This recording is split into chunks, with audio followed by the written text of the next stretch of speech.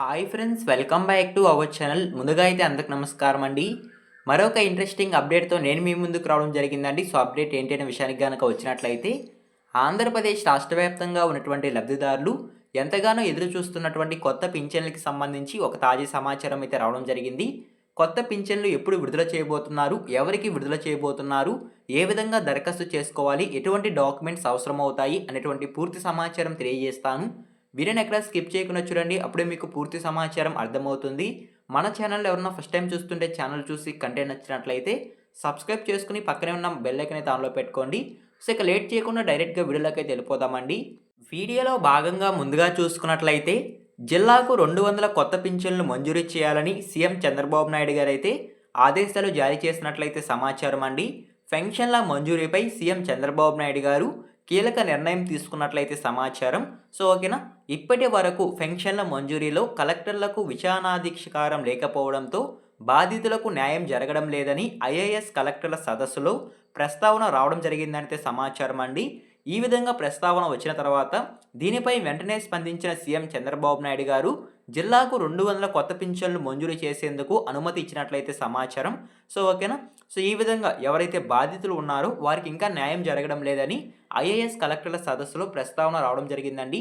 So ఈ విధంగా ప్రస్తావన వచ్చిన తర్వాత దీనిపై వెంటనే సీఎం చంద్రబాబు నాయుడు గారు అయితే స్పందించినట్లయితే సమాచారం అండి.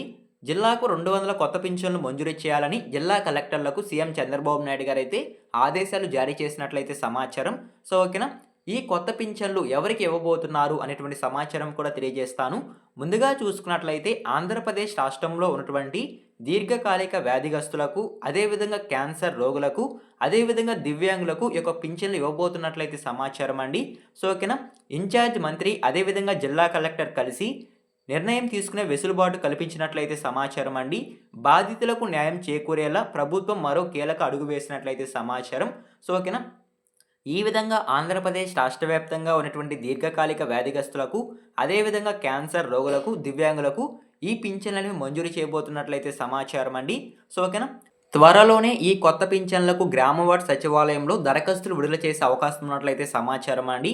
గ్రామవార్డ్ సచివాలయంకి వెళ్ళి ఎవరైతే దీర్ఘకాలిక వ్యాధిగ్రస్తులు, అదేవిధంగా క్యాన్సర్ రోగులు, దివ్యాంగులు ఉన్నారో వాళ్ళైతే ఈ పింఛన్లకు దరఖాస్తు చేసుకోవచ్చు అంతే సమాచారం. సో ఓకేనా, ఖచ్చితంగా సంక్రాంతి తర్వాత ఈ యొక్క కొత్త పింఛన్లకు దరఖాస్తులు విడుదల చేసే అవకాశం ఉన్నట్లయితే సమాచారం. అదేవిధంగా నెక్స్ట్ చూసుకున్నట్లయితే ఈ 3 కేటగిరీ వాళ్ళకి ఎంత పింఛన్ అమౌంట్ ఇవ్వబోతున్నారు అనేటువంటి సమాచారం తెలియజేస్తాను. ముందుగా చూసుకున్నట్లయితే ఆంధ్రప్రదేశ్ రాష్ట్ర వ్యాప్తంగా ఉన్నటువంటి దివ్యాంగులకు 6,000 రూపాయల పెన్షన్ ఇవ్వబోతున్నట్లయితే సమాచారం అండి. ఈ దివ్యాంగులు 6,000 రూపాయల పెన్షన్ పొందాలంటే ఖచ్చితంగా సదరం సర్టిఫికేట్ ఉండాల్సి ఉంటుందనేది సమాచారం అండి. సదరం సర్టిఫికేట్ ఉంటేనే ఈ యొక్క 6,000 పెన్షన్కి అర్హులు అంటే సమాచారం. అదేవిధంగా నెక్స్ట్ చూసుకున్నట్లయితే ఆంధ్రప్రదేశ్ రాష్ట్ర వ్యాప్తంగా ఉన్నటువంటి దీర్ఘకాలిక వ్యాధిగ్రస్తులకు, అంటే కిడ్నీ, తలసీమ వంటి దీర్ఘకాలిక వ్యాధిగ్రస్తులతో ఎవరైతే బాధపడుతున్నారో వారికి 10,000 రూపాయల పెన్షన్ ఇవ్వబోతున్నట్లయితే సమాచారం అండి. వీరికి సంబంధించి మెడికల్ సర్టిఫికేట్, అదేవిధంగా సదరం సర్టిఫికేట్ 2 ఉండాల్సి ఉంటుందంటే సమాచారం. ఈ 2 సర్టిఫికేట్లు బేస్ చేసుకొని మీకు కొత్త పింఛన్లను ఇవ్వబోతున్నట్లయితే సమాచారం అండి. మీరు కనుక ఈ పింఛన్లు దరఖాస్తు చేసుకోవాలనుకుంటే ఖచ్చితంగా సదరం సర్టిఫికేట్, అదేవిధంగా మెడికల్ సర్టిఫికేట్ అనేది ఉండాల్సి ఉంటుంది. ఇవి 2 కనుక ఉండి మీరు దరఖాస్తు చేసుకున్నట్లయితే 10,000 రూపాయల పెన్షన్ ఇవ్వబోతున్నట్లయితే సమాచారం అండి. సో ఓకేనా, అదేవిధంగా పూర్తి స్థాయిలో వైకల్యానికి గురైన వారికి 15,000 రూపాయల పెన్షన్ ఇవ్వబోతున్నట్లయితే సమాచారం. దీని కొరకు సదరం సర్టిఫికేట్ ఉంటే సరిపోతుందంటే సమాచారం అండి.